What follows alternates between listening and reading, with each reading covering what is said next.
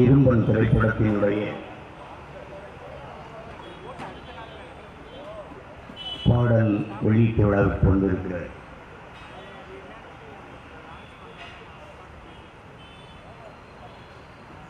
என் பேரன்பிற்கும் பெருமதிப்பிற்கும் உரிய பெருமக்களே, என் உயிருக்கினிய உடன் பிறந்தார்களே, ஊடகத்துறையில் பணியாற்றுகிற என் அன்பு உறவுகளே, என்னுடைய அண்ணன் செரிக் அவர்கள் வந்திருக்கிறார்கள். தம்பி தீபன் அவர்களெல்லாம் வந்திருக்கிறார்கள். இந்த விழாவின் நாயகன் என்னுடைய தம்பி ஸ்ரீகாந்த் தேவா அவர்கள்.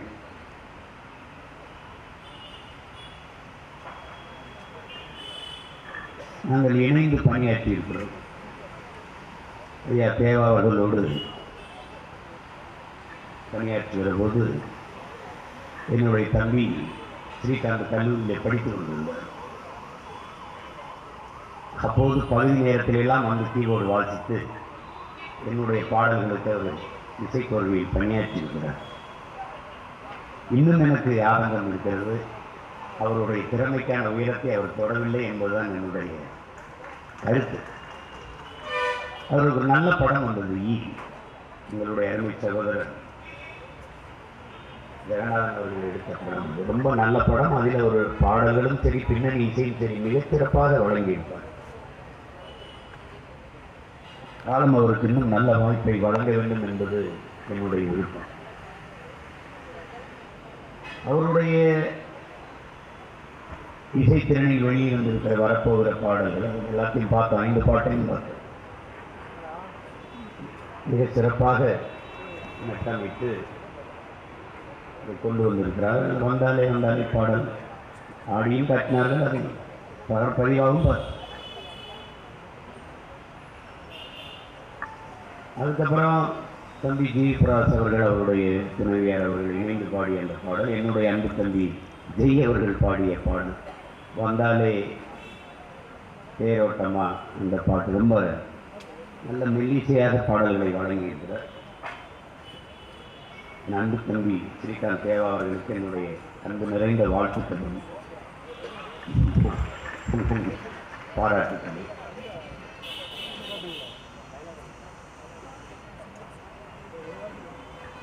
படத்தின் நாயகன் நான் அந்த வழியை போகிறது. ஐயா எம்ஜிஆர் அவர்கள் வீட்டுக்கு முன்னாடி ஒரு பதாகை இருக்கும், பார்த்துட்டு போய் கீழே என்னுடைய தம்பி இயக்குனர் தீரா அவர்கள் பேர் போட்டிருந்தது.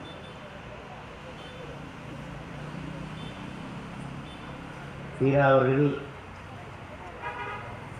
என்னுடைய மைத்துனர் பங்கற்பச்சான் அவர்களிடத்தில் பணியாற்றி கொண்டிருந்து நாங்கள் ஒரு உறவாக இணைந்து வளர்ந்தவர்கள்.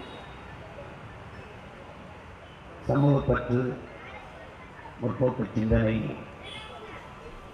இலக்கிய வாசிப்பு, நேசிப்பு எல்லாம் கொண்ட ஒரு படைப்பாளி தீரா.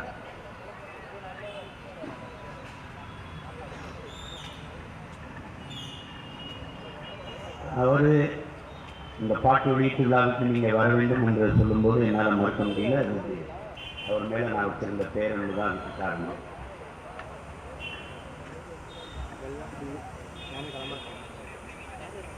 தம்பி ஜூனியர் எம்ஜிஆர் அவர்களை 2-3 முறை சந்தித்து பேசியிருக்கார். நம்ம மென் இனிமையாக தொடரக்கூடியவர். ஒரு ஒன்று தான் சொல்லணும்னு நினைக்கிறேன். நீங்கள் வருவதற்கு உங்களுடைய தாத்தாவுடைய பெயர், அவருடைய புகழ் பயன்படலாம். ஆனால் நீங்கள் வெல்வதற்கு கடுமையான உழைப்பு ஒன்றை தவிர வழியே கிடையாது. எம்ஜிஆர் அவர்கள், அவருக்கு ஒரு வரலாறு இருக்குது. அதை வாசித்து பார்த்தீங்கன்னா அவ்வளோ வலிக்கும். 45வது வயதில் தான் அவர் கதாநாயகனாக ஆகிறார். அதற்கு முன்னாடி ஆழ்ந்த அடர்த்தியான வறுமை. நாடகத்தில் அவர் நடித்து கொண்டிருக்கும் போது பாடத்தை படிக்க போய் நடிக்க போனால் மதிய உணவு கிடைக்கும். ஆனால் மற்றவர்களெல்லாம் அந்த ஒருவேளை உணவுக்காக அவர்கள் பாடம் படிக்க அந்த நாடகத்தை நடிக்க போய் விடுகிற போது தன் வயிற்று பசியை பொருட்படுத்தாத ஒரு சிலம்பு கற்றுக்கொள்ள சென்று விடுவார். அந்த வயதில் யோசிச்சு பார்க்கணும், பசியோட பட்டினி கிடந்த அந்த சிலம்பு கலையை கற்றுக்கொண்டதால் தான் இந்த தமிழ்நாட்டு மக்கள் அவரை வாத்தியார் என்று அழைத்தார்கள் என்றால், இன்னைக்கும் நீங்க அவருடைய சண்டை காட்சியில பாருங்க, பிரம்மாதம். ஏன்னா எனக்கு சிலம்பு தெரியுங்கிறதுனால சொல்றேன். அதோட சண்டையில நீங்க அவரை மாதிரி சண்டை காட்சிகள் நாங்கள்லாம் புரூஸ்லி சண்டையை போட்டு பார்ப்போம் ரெஃபரன்ஸ், அப்புறம் ஜாக்கி சான், அப்புறம் ஜெட்லிலாம் போகும்.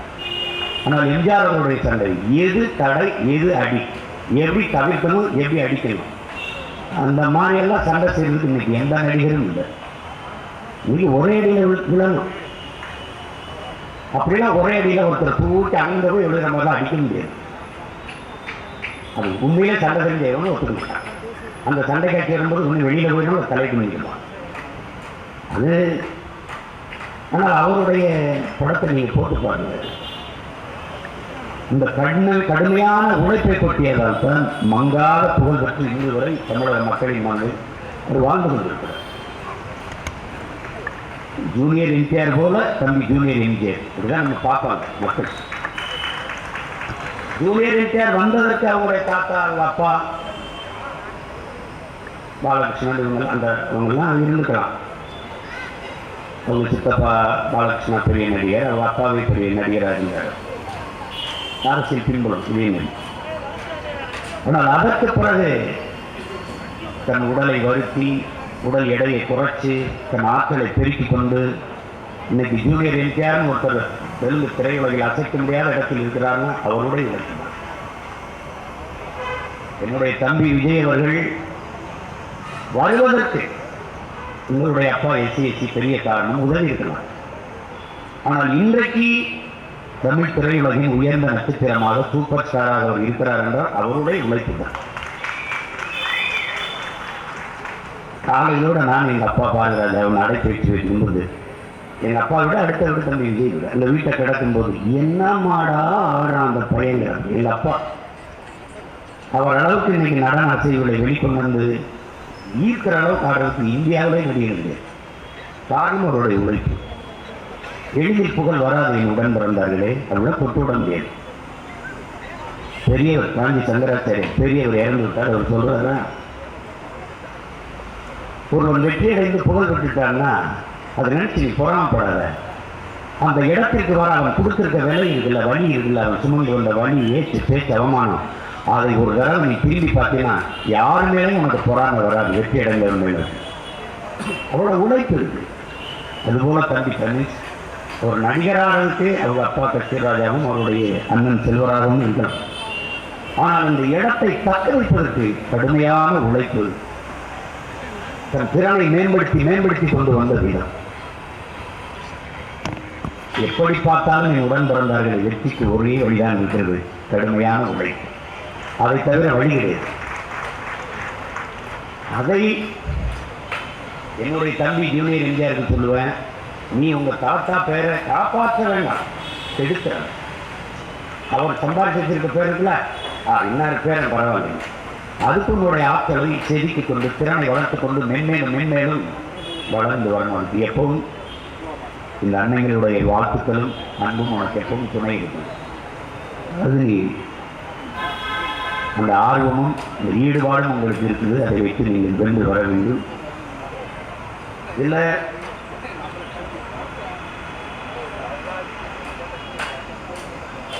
அந்த வெள்ளந்தி அதுவும் அழகுதான் அந்த பாடல் காட்சியை பதிவு செய்வதற்கு ஒளிப்பதியும் திறன் மேம்படுது. ரொம்ப சிறப்பாக பதிவு செய்கிறார்கள். அவருக்கு என்னுடைய பாராட்டுகள். படத்தொகுப்பாளர் அற்புதமாக தொகுத்திருக்கிறார். கலை இயக்குனரும் சிறப்புற கை கொடுத்து பணியாற்றிருக்கிறார். எல்லாருக்கும் என்னுடைய வாழ்த்துக்கள். இந்த படத்துக்கு முதல்ல பேர் குரவன்னு வச்சிருந்தாங்க. நான் தான் அந்த தலைப்பை மாற்ற சொல்லி என் தம்பி கீழாட்ட சொன்னேன். அது காரணம், இந்த படத்தில் வருகிற குடிமக்கள் இவர்கள் குறவர்கள் அல்ல. இவர்கள் மகாராஷ்டிராவிலிருந்து இடம்பெயர்ந்து வந்தவர்கள் தமிழர் இந்த நாட்டில். அவர்களுக்கான குடிப்பெயர் அத்திப்பிக்கி, வக்காலே. இதுதான். அவர்களை நரிக்காரர்கள் என்று வேணால் நாம் அழைக்கலாம். ஆனால் நரி குறவர்கள் என்று அழைக்கலாம். குறவர்கள் யார் என்றால் நாங்கள் தான். தமிழ் பேரினத்தின் ஆதி குடி குறவர்கள். முதலில் மலை தோன்றியது, குன்று தோன்றியது. பொய்யகா நாளும் புகழ் உரைக்க என்பியப்பான் வையம் போர்த்து வயங்கு ஒளிவி கையகல கல் தோன்றி மண் தோன்ற காலத்தை வாளோடு முன் தோன்றிய மூத்த குடி தமிழ் குடி. இது பாட்டு தங்கை இலக்கியம். அப்ப நீங்க எல்லாம் அந்த தமிழர்கள் எப்பவுமே பெருமை வச்சே இருப்பான். கல் தோன்றிட்டா மண் தோன்றலையா, அப்பவே தமிழன் தோன்றிட்டான். ஆமா தோன்றிட்டான், ஆமா தோன்றிட்டான். முதல் மாந்தன் தமிழன், அவன் பேசிய முதல் மொழி தமிழ் என்று உலக பேரறிஞர்கள் ஒத்துக்கொண்டார்கள். எங்களுடைய தாத்தா தேவனைய பாவாணர் தன் ஆயுள் முழுக்க ஆய்வு செய்து முதல் மாந்தன் தமிழன், அவன் பேசிய மொழி தமிழ். இது நான் சொல்ல வேணாம். எங்க தாத்தா தேவனைய பாவாணர் சொல்ற, அமெரிக்காவின் மொழியில் அலெக்ஸ் கூலியர், ஆய்வறிஞர் அலெக்ஸ் கூலியர் சொல்றார், முதலாக மனிதன் பேசிய மொழி தமிழ் என்று. என்ன இன்னைக்கு அலெக்ஸ் கூலியர் உயிரோடு இருக்கார், அமெரிக்காவில் இருக்கார். அவர் மாணவர்களுக்கு பாடம் நடத்துகிறார். ஒரு வெள்ளை பலகை எழுதுகிறார், முதலில் மனிதன் பேசிய மொழி தமிழ். அப்ப கல் தோன்றி மண் தோன்றல் என்ன? மலை தோன்றிட்டது. அந்த நிலத்திற்கு பேர் அந்த குறிஞ்சி மலர்கள் பூத்ததனால் அதை குறிஞ்சி திணை என்று தொல்காப்பியம் பாடுகிறார். 5 இன நிலங்களாக தமிழர்கள், தமிழின முன்னோர்கள் பகுத்து வகுத்து வைக்கிறார்கள். குறிஞ்சி, முல்லை, மருதம், நெய்தல், பாலை. இந்த 5 இன நிலங்கள். அதில் முதல் திணை குறிஞ்சி திணை. முதல் நிலம் குறிஞ்சி. அதுதான் மலையும் மலை சார்ந்த இடமும். அந்த மலையும் மலை சார்ந்த இடத்தில் வாழ்ந்த மக்கள் அவன் தோன்றிட்டான். முதல்ல மலை தோன்றியது, கல் தோன்றியது, மண் தோன்றல. மண் எப்போது தோன்றது? இரண்டாவது நிலம் காடும் காடு சார்ந்த இடமும் முல்லை நிலம், அங்கே முல்லை பூக்கள் இருந்ததால். மூன்றாவது நிலம் தான் மருத நிலம், அங்குதான் மண் தோன்றுது. அப்ப கல் தோன்றி மண் தோன்ற காலத்தே வாளோடு முன்தோன்றிய மூத்த குடி தமிழ் குடி என்று வாழும். அந்த குடியின் தலைவன் நம்முடைய இறைவன், தமிழ் இறை முருகன் என்பதை நீங்கள் அறிவீர்கள். அந்த இறைவனின் துணைதான் வள்ளி என்பவன், அதை நீங்கள் அறிவீர்கள். ஏன் அவர்கள் குன்றில் வாழ்ந்ததா? குன்றவர்கள் உச்சரிப்பில் இன் குன்றி குன்றி குன்றி குறைந்து, இன் ஒளி குறைந்து குறைந்து குறவர்கள் என்றாங்க. அப்படி பார்த்தால் என் அன்பு தொண்டங்களே, தமிழர்கள் நாங்கள் எல்லோரும் குறப்பைய மக்கள் தான், நாங்கள் குறவர்கள் தான். அதில் இருந்துதான் இத்தனை குடிகளும் தலைக்கு துளித்திருக்கிறது. கீழே இறங்கினோம், ஆதியில் நாங்கள் வேட்டையாடி உண்டோம், காய்கறிகளை தின்றோம், கிழங்குகளை தின்றோம். அங்கிருந்து கீழே இறங்கினோம். காடும் காடு சார்ந்த இடமும் முல்லை மலர்ந்ததுனால முல்லை என்று அழைக்கப்பட்டது அந்த நிலம். இதுவரை வேட்டையாடி உள்ள விலங்கை ஏன் நாம் வளர்த்து சாப்பிடக்கூடாதுன்னு ஆடு மாடு வளர்க்க தொடங்கினோம். ஆடு மாடுகளை எண்ணுவதற்காகவே 1, 2 கண்டுபிடித்தது நாங்கள் தான். அதை எப்படி பதிவுகிறார் பாருங்க வள்ளுவ பெருமகனார். எண்ணென்ப ஏன எழுத்தன்ப இரண்டும் தன்னன்ப வாழும் உயிருக்கு என்று பதிவு செய்கிறார். ஒழிய எழுத்தன்ப ஏன எண்ணென்ப என்று வாழும். அப்படின்னா முதல்ல எழுத்து வருவதற்கு முன்பே என் தோன்றியிருக்கிறது. அந்த எண்ணை கண்டுபிடித்தவர்கள் ஆடு மாடுகளை மேய்த்த ஆயர்குடி, கோன்குடி நாங்கள் தான். கீழே இறங்குறோம், அதுக்கு கீழே அங்கே மருத மரங்கள் அதிகமாக இருக்கிறதுனால மருத நிலம். அங்கேதான் ஆறை பார்க்குறோம், குளிக்கிறோம், அங்கேதான் நிலைத்து வாழலாம்னு முடிவெடுக்கிறோம். நகர்ந்து நகர்ந்து வந்த நாங்கள் அங்கே நிற்கிறோம். நமக்கான உணவுப் பொருளை ஏன் நாம் வேளாண்மை செய்து சாப்பிடக்கூடாதுன்னு உணவு செய்ய ஆரம்பிக்கிறோம். அங்கே பண்பாடு வளருது, கலை இலக்கியம் வளருது, வழிபாடு வருது, அரசு நிறுவப்படுது. இப்படிதான் நாங்கள் வந்தோம். அதனால எங்கள் ஆதி தாய்க்குடி குறவர் குடியோடு இவர்களை ஒப்பிட்டு நரி குறவர்கள் என்று அழைப்பது தவறு. அதுக்கு சண்டை நடந்துகிட்டு இருக்கு. இப்போ ஒருவேளை எங்களிடத்தில் அதிகாரம் தான், நீ அக்கி பிக்கியா வேறு, நீ வக்காலையே வேறு, என்னுடைய தாய்க்குடி ஆதிக்குடி தமிழர் குடி குறவர் குடி, அவன் வேற நீ வேறு. எந்த குடிகளின் மேலும் எந்த இனத்தின் மீதும் நமக்கு வெறுப்பு கிடையாது. ஆனால் எங்கள் அடையாளத்தை குறைக்க நாங்கள் தயாரல்ல, அதை நீங்க கொஞ்சம். அதனால இன்னும் இருக்கிற எங்கள் ஆதி தாய்க்குடி குறவர் குடி என்னிடத்தில் முறையிட்டதால் நான் என் தம்பி இடத்தில் முறையிட்டு அதை மாற்றிடு, வேற பேர் வச்சிரு. இல்லைன்னா அதுக்கு ஒரு பிரச்சனை. அப்புறம் அண்ணன் தான் அவங்கள்ட்ட வந்து செஞ்சு போராடிட்டு இருக்கணும், தயவு செய்து மாற்றிடுன்னு சொல்லி மாற்ற வச்சேன். அதனால தான் அது குறவன் இன்னைக்கு இரும்பனாக மாறிடுதான். இந்த பெயரும் சிறப்பான தலைப்பாகத்தான் இருக்கிறது. இல்லை,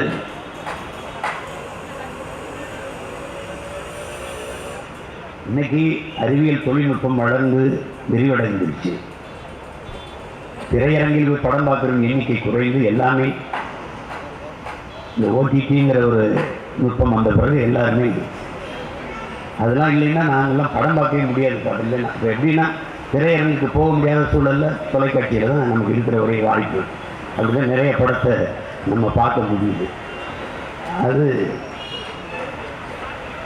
தொழில்நுட்பத்தின் விரிவாக்கத்தை வளர்ச்சி யாராலும் தடுக்க முடியாது. அது பெரிய என்னுடைய தம்பி சிநேகன் வந்திருக்கிறார். ஆக சிறந்த பாடல்களை தந்தவர் அவர். அது என்னுடைய தம்பி சேரன் அவர்களுக்கு எழுதிய பாடல்களாம் மிகவும் புகழ்பெற்ற பாடல்களாகும். ரொம்ப அற்புதமான வரிகளை எல்லாம் தருவான். அதில் எனக்கு ரொம்ப பிடிக்கும் அவருடைய பாடல்கள். வந்தவொடனே எனக்கு இதில் எழுதியிருக்கியா அப்படின்னு கேட்டேன் நான். இல்லை நேரம் அது இதை நான் இதை நான் விமர்சனமாக சொல்லலை. இந்த அந்த அவர்களை விளக்கமாக சொல்கிறேன். ஒரு தலைமுறைக்கு நாங்கள் அந்த வழியோடு இருக்கிறதுனால விளக்கமாக சொல்கிறோம். அதனால தடுக்கணும். அவர்கள் அடையாளத்தில் சொல்லணும், எங்கள் அடையாளத்தில் சொல்லணும். அதுதான் அதுக்காக அதை சொன்னேன். யாரையும் விமர்சிக்கணும் இல்லை. இந்த படம் வெற்றி அடையணும். என் தம்பி ஹீராவுக்காக, என் தம்பி ஜூனியர் எம்ஜிஆருக்காக, இளைய எம்ஜிஆருக்காக வெற்றி அடையணும். நிறைய என் தம்பி ஜெய் பாடியிருக்காங்க முதலாக, அவனுக்காக வெற்றி அடையணும். எல்லாருடைய உழைப்பும் அதை சாத்தியமான வெற்றி அடையணும். அதில் பணியாற்றிய எல்லாருக்கும் என்னுடைய பாராட்டுகள். குறிப்பாக தயாரித்த தம்பி வினோத்துக்கு மாற்றிருக்காங்கன்னு நினைக்கிறேன்.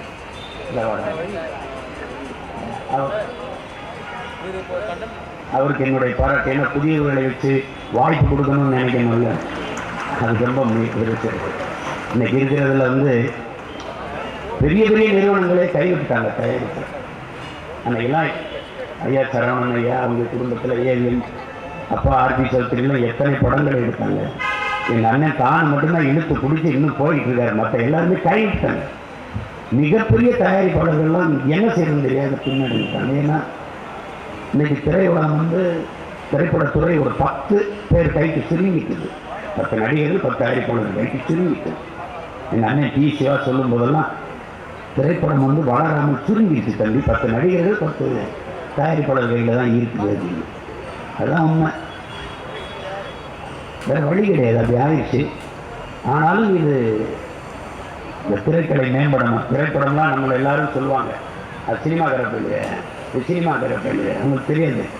சினிமாவில் ஒருத்தர் இருக்கிறாருன்னா அவருக்கு வீடு கிடைக்கிறது கஷ்டம், கட்டி வாழ்றதுக்கு பொண்ணு கிடைக்கிறது கஷ்டம். ஆனால் பெரிய நடிகர் ஆகிட்டீங்கன்னா வாழ்றதுக்கு வீட்டை கொடுக்க மாட்டாங்க, ஆடுறதுக்கு நாட்டை கொடுத்துருவாங்க. கட்டி வாழ்றதுக்கு பொண்ணை கொடுக்கலன்னா ஆடுறதுக்கு மண்ணை கொடுத்துருவாங்க. அது அந்த உயரத்துக்கு போகிற வரைக்கும் படாத பாடுபடணும். அதான் அந்த மாதிரி இருக்கிற சூழலில் பெரிய பெரிய நிறுவனங்கள்லாம் பின்னடைஞ்சிட்ட போது ஒரு புதிய தயாரிப்பாளர், புதியவர், ஒரு நடிகரை வச்சு நம்ம தயாரிக்கலாங்கிற துணிவே பெரிய அதுவே பெரிய வெற்றி தான். அந்த முயற்சியை நம்ம பாராட்டாமல் இருக்க முடியாது. அது என்னுடைய தம்பி ஹீராவர்களுடைய திறமையை நம்பி நீங்கள் இந்த வாய்ப்பை கொடுத்தமைக்கு நான் உங்களுக்கு என்றென்று நன்றி செலுத்த கடமைப்பட்டிருக்கேன். உங்களுக்கு என்னுடைய அன்பும் வாழ்த்துக்களும். மற்றபடி என் தம்பி ஹீராவுக்கு என்னுடைய வாழ்த்துக்கள். நீ எப்போதுமே புதிய முயற்சிகளை செய்வாய். காட்டுக்குள்ளே படத்தை எடுத்துதான் நினைக்கிறேன். நிறைய காடு சம்பந்தமாக இருக்குது பார்க்குறேன். நீரின்றி அமையாத உலகு எனின் யார் யாருக்கும் வானின்றி அமையாத ஒழுக்கு என்று வள்ளுவ பெருமகனாக பாடுறார். நீரின்றி அமையாத உலகு என்பது எவ்வளவு உண்மையா புரி. காடின்றி அமையாத நீர், அதையும் நம்ம புரிஞ்சுக்கணும். காடு என்பது வெறும் காடு இல்லை, காடு இல்லைன்னா நாடு இல்லை. அடர்ந்த காடுகள் மலைமுகடுகளில் இல்லை என்றால் பூமிக்கு மழை இல்லை, அருவி இல்லை, ஆறு இல்லை, நீர் இல்லை, சோறு இல்லை, வயிறு இல்லை, உயிர் இல்லை. வாழ்க்கையில் இந்த தொடர்ச்சி இல்லை. காடு தான் மேகத்தை அறுவடை செய்து பூமிக்கு மழையாக கொண்டு வருகிறது. இந்த உயிரியல் உண்மையை நாம் உணர்ந்து கொள்ளணும். ஆனால் மலை மூலையில் இருக்க அந்த காடுகளை நட்டது நம்ம பாட்டனோ, நம்ம தாத்தனோ, நம்ம அப்பனோ யாரும் இல்லை. அத்தனை மரங்களையும் நட்டது பறவைகள். அதை உரமிட்டு வளர்த்தது யானை, புலி, சிங்கம், கரடி, குரங்கு. இதெல்லாம் அதனால்தான் அந்த உயிர்களை எல்லாம் பாதுகாக்கணும்னு நம்ம சொல்றோம். அதெல்லாம் செத்தா நமக்கு என்ன நீங்க நினைச்சீங்கன்னா, அது செத்தா பார்க்க நம்ம இருக்கோம், நம்ம செத்தா பார்க்க எவனும் இருக்க மாட்டான், அழிஞ்சு போகும். அதை புரிஞ்சிட்டு காடுகளை நேசிக்க நாம் கற்றுக்கொள்ளணும். மரம் என்பது வெறும் மரமல்லையின் உடன் பிறந்தார்களே, அது மண்ணின் வரம். வெறுமனே வீசுகிற நச்சுக்காற்றை மூச்சுக்காற்றாக மாற்றி தருகிற அரிய பணியை உலக உயிர்களின் மரம்தான் செய்கிறது. அந்த மரங்களிலும் பல மரங்கள் இருக்குது. வேப்ப மரம் பகலில் தான் மூச்சுக்காற்றை வெளியிடும், இரவில் நச்சுக்காற்றை வெளியிடும், கார்பன் டை ஆக்சைடு வெளியிடும். அதுக்கிட்ட படுக்கூடாது. இரவில் வேப்ப மரத்தின்களை படுத்தீங்கன்னா நெஞ்சு அழுத்தமாக இருக்கும். யாரோ ஒருத்தர் ஏறி நெஞ்சு அழுத்தமாக இருக்கும், மூச்சு திணறல் வரும். அதை கிராமத்தில் அறியாத அறிவியல் இல்லாததால் ஏதோ பேய் வந்து அழுத்துன்னு நினைச்சு அவங்க நினைப்பாங்க. அது பேய் இல்லை, அதுக்கா நச்சுக்காற்றை வெளியிடுது. அதை சுவாசிக்கும் போது மூச்சு திணறல் வருது. ஆனால் 24 மணி நேரமும் மூச்சுக்காற்றை வெளியிடுகிற உலகத்தில் 2 மரங்கள் தான் இருக்கு. ஒன்று ஆலமரம், இன்னொன்று அரச மரம். இந்த 2 மரம் தான் இருக்கு. துளசி அவங்க வீட்டில் வளர்ந்தது பட்டிக்கிளையின் உடன் பிறந்தார்களே, அது புத்திக்கு. துளசி செடி ஒரு நாள் 24 மணி நேரத்தில் 20 மணி நேரம் ஆக்சிஜனையும் 4 மணி நேரம் ஓசோன் காற்றையும் வெளியிடுது. அதனால தான் குளிச்சுட்டு இந்த துளசியை கொஞ்ச நேரம் சுற்றி வா, நல்ல காற்றை சுவாசிக்க. கோயில் குளத்துல ஏன் நீ புளிய மர வேப்ப மரத்தை முன்னோர்கள் வைக்கல? கோயிலை கட்டினா ஒரு குளத்தை வைக்கணும், அங்கேயே ஆலமரம் அரச மரத்தை வச்சான். பிள்ளைகள் குளிச்சுட்டு இந்த மரத்தினால கொஞ்சம் நல்ல காற்றை சுவாசிக்கட்டும்னு நம்ம முன்னோர்கள் செஞ்சான். அவ்வளவு சைஸ், அவ்வளவு அறிவு. அது எதுவுமே தெரியாம நம்ம இருந்து பயனில்லை. அத தமிழ் இளம் தலைமுறையில் கற்றுக்கொள்ள வேண்டும். அப்படி காடு வளர்ப்பை பற்றி, காற்றின் அருமையை பற்றி வலியுறுத்துகிற இந்த படங்கள் வருவது எனக்கு மகிழ்ச்சி. அண்மையில் கொண்ட பள்ளம்னு தெலுங்குல ஒரு படம், இப்போ காடு நிலம்னு வருது, தமிழில் வருது, மொழி மாற்றம் பண்ணியிருக்காங்க. ஒவ்வொருத்தரும் பார்க்கணும். காட்டின் அருமையை பற்றி, நீரின் அருமையை பற்றி. ஆடு மேய்க்கிற ஆயர் குலத்தில் அந்த இடையர் குலம், அந்த இடையர் என்பது வந்து குடிப்பெயர் அல்லது காரண பெயர். ஏன்னா குறிஞ்சி நிலத்திற்கும் மருத நிலத்திற்கும் இடையில் வாழ்ந்ததால் நாங்கள் இடையர்கள் என்று அழைக்கப்பட்டோம். அது எங்கள் குடிப்பெயர் இல்லை, எங்கள் குடிப்பெயர் ஆயர் கோல், அதான் எங்கள் குடிப்பெயர். அப்போ அதில் அந்த படத்தை நீங்கள் பார்க்கணும், தயவு செய்து பார்க்கணும். காட்டின் அருமையை அவ்வளவு அழகாக விளக்கி அந்த படம் சொல்லும். அதுபோல இந்த இரும்பன் படமும் இந்த மக்களுக்கு பயனுள்ள அரிய கருத்துக்களை கொண்டு போய் சேர்க்கும் என்று நான் நம்புகிறேன். இதில் பணியாற்றிய அத்தனை படைப்பாளிகளுக்கும் என்னுடைய அன்பும் வாழ்த்துக்களும். இங்கே வந்து வாழ்த்து வந்திருக்கிற என் அன்பு உறவுகள் அனைவருக்கும் என் அன்பும் வாழ்த்துக்களும் நன்றி, வணக்கம்.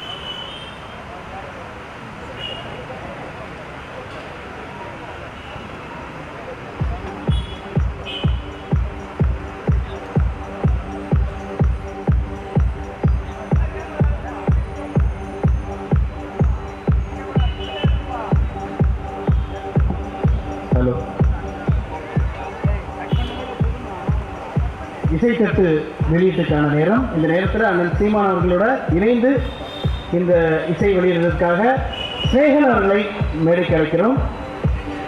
இயக்குனர் பொன்ராம் அவர்களை மேடைக்கு அழைக்கிறோம். இசையமைப்பாளர் ஸ்ரீகாந்த் தேவா அவர்களையும் மேடைக்கு அழைக்கிறோம். மற்றும் களஞ்சியம் அவர்களையும் மேடைக்கு அழைக்கிறோம்.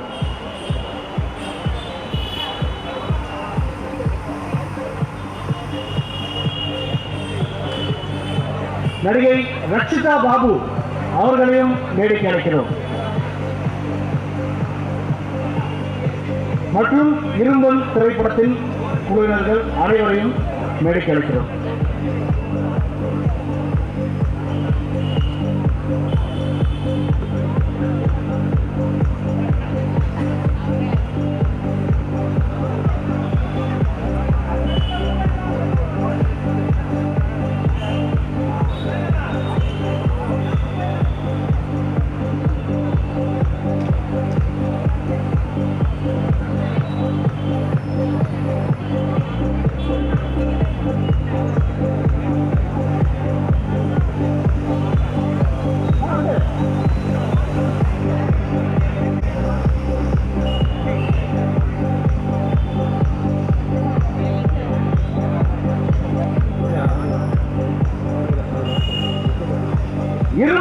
திரைப்படத்தின் இசை வெளியீட்டுக்கான நேரம்